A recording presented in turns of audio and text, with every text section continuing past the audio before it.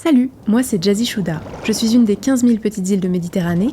Nous sommes en 2040 et je vais vous raconter l'histoire des femmes et des hommes avec lesquels je vis depuis 20 ans, au début de la création de mon aire protégée.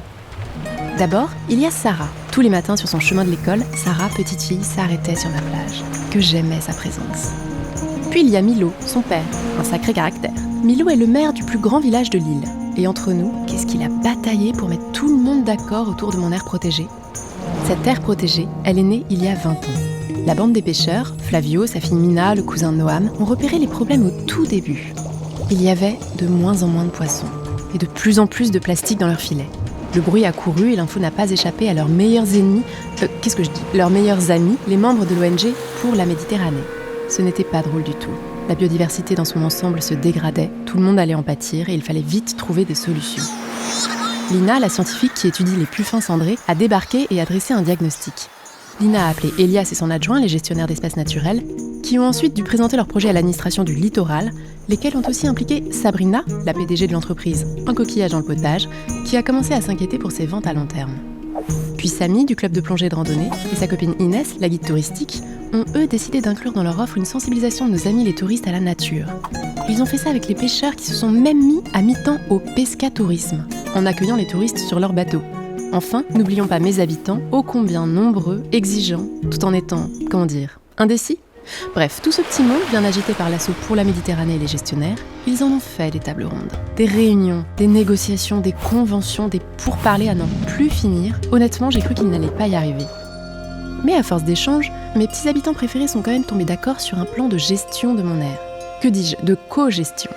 Ah, je vous entends déjà me dire, c'est quoi la co-gestion ?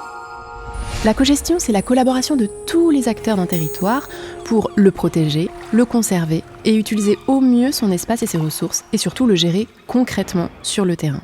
Ah mais attendez, vous êtes des années 2020 vous ? Vous devez vous dire, mais nous, on n'a pas encore de statut juridique pour la cogestion. Alors comment on fait ? Relax, beaucoup de choses peuvent être déjà réalisées entre société civile et institutions, avec les associations, les acteurs économiques, les habitants. S'il vous plaît ! Ah, nous revoici en 2040 et la petite Sarah est devenue spécialiste de la cogestion. Chers partenaires, je vous rappelle que l'objectif de notre projet, c'est que tout le monde apporte sa pierre à l'édifice et y trouve son compte. Messieurs, dames des institutions, vous trouvez contact, dynamisme et légitimité à travailler avec les ONG et vos administrés. Qui plus est, les réglementations sont mieux acceptées et donc mieux respectées. Chères associations et sociétés civiles, soyez satisfaits. Vous participez à la gestion concrète de notre beau territoire et vous allez enfin pouvoir atteindre vos objectifs pour protéger durablement la biodiversité. Quant à vous, mes amis scientifiques, vous êtes enfin entendus. Et entre nous, vous allez pouvoir réaliser de super études sur la faune et la flore de notre réserve. Et vous, entrepreneurs, agriculteurs et pêcheurs, réjouissez-vous, vous êtes partenaires de la gestion de l'environnement et vous garantissez ainsi vos ressources économiques à long terme. Chers habitants, vous bénéficiez, vous et vos enfants, d'un environnement de qualité, d'un lieu de vie magnifique, sain et riche.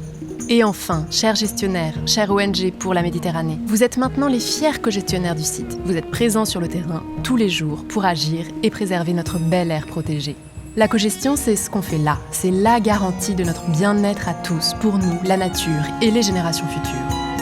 Bon, ok, on est en 2040 et la cogestion à la méditerranéenne, c'est toujours dynamique. Mais moi, Jazzy Chouda, moi qui suis née de 2040 et qui vous parle, je vous envoie ce message. Mes chers Méditerranéens de 2020, grâce à tous les efforts que vous allez faire pour travailler ensemble, aujourd'hui, je vais bien. Mon territoire est protégé, à terre comme en mer. Mes ressources sont gérées. Les gens, habitants comme visiteurs, sont heureux ici. Et nous avons les ressources pour anticiper de prochains défis. Alors c'est parti, agissons et gérons ensemble, dès à présent et pour toujours.